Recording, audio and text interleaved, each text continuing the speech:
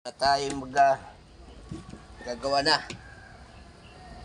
Tala break time naman na. Ito. Ayaw. Bit lang.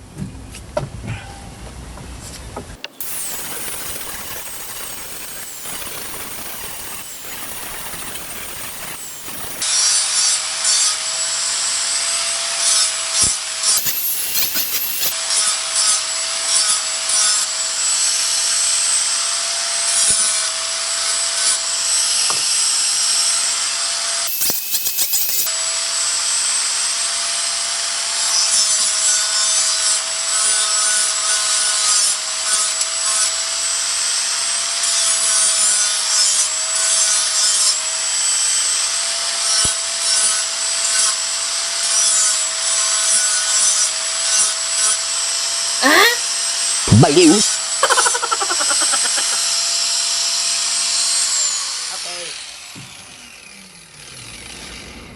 Meron tayong sabawan.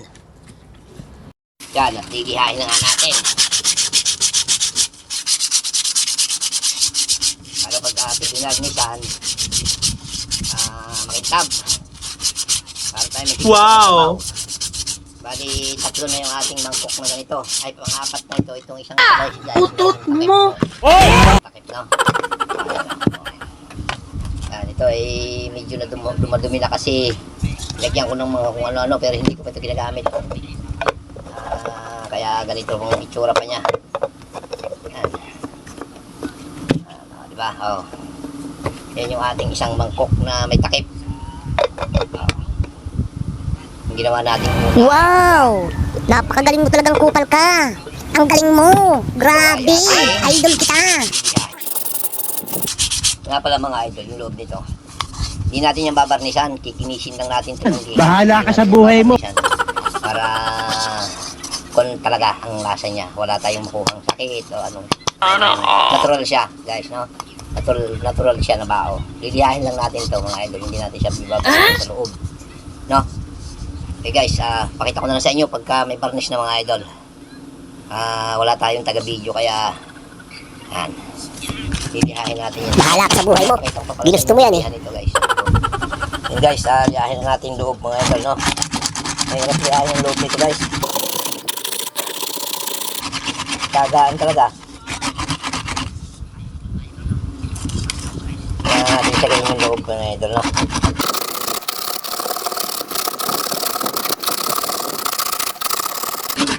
Kailangan natin lihain to kasi hindi na natin ito babarnis ang loob guys, no? Hindi naman kailangan masyadong kinis na kinis to kasi pang sarili lang naman natin. Hindi naman natin ito re-regalo eh. Kung lang, sarili lang naman eh. Kaysa mag-kon tayo mga idol, no? Yung plastic. Dito tayo sa natural na Philippines. Natural na Pilipino. Wow! Ang totoong Pilipino, guys. Yes! Yan o. Oh. Ganda ng kulay, no? Oh. Yun, at nalihan na natin sa loob, guys. Ayan. Hindi ko na pinakita sa inyo. Tidiha ko doon ako sa labas kadiha mga idol, no? Ito, konting finish na lang. Varnish na lang ang kulang natin dito mga idol, no? May varnish pa naman ako dito. Babarnish na natin to mga idol. Pero yung loob, hindi natin talaga yung babarnishan guys, no? Para hindi mag-lasang plastic. Maglalagay tayo ng sabaw. Yan, oh.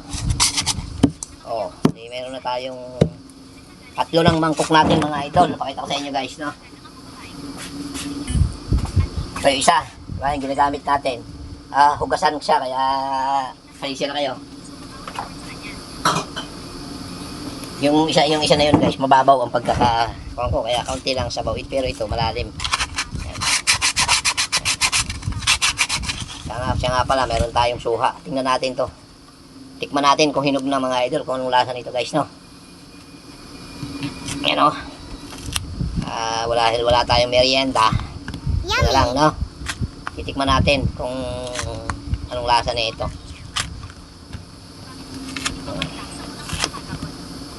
Hinog na nga guys, no? Yummy! Tignan natin kung matamis. Tignan natin, didinihin mabuti. Bayakin na natin. Ganito lang magbiyak niyan eh. Matamis.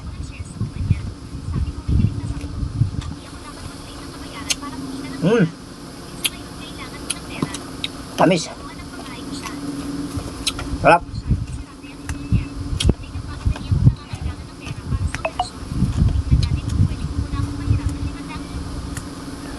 Yummy.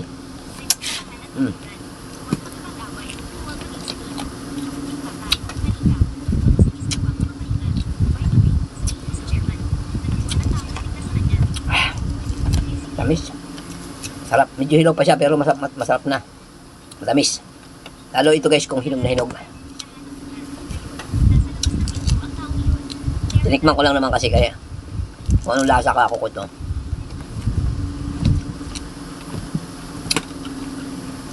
Kaya kinuha ko. Kala ko hilaw pa nga siya pero ano ba lang. Kala ko maasim. Tapos maliit. Pala matamis. Kala ko maasim.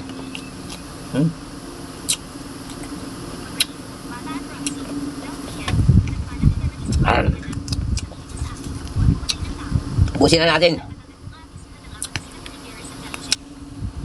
At mayroon pa nga tayo ditong sanding sailor. Sanding sailor na lang mga idol ang ipunas natin. Makintab pa rin naman to eh. Maganda sana kung lacquer gloss, no? Sanding sailor muna ipunas natin. Kaya natin i-lacquer gloss yan guys, no? Kintab yan. Yan o. Oh. Oh.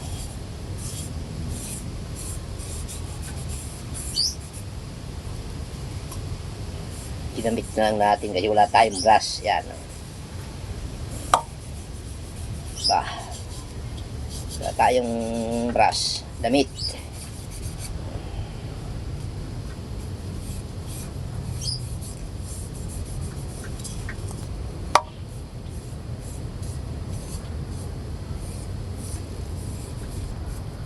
Tatapkot natin ang lacquer gloss.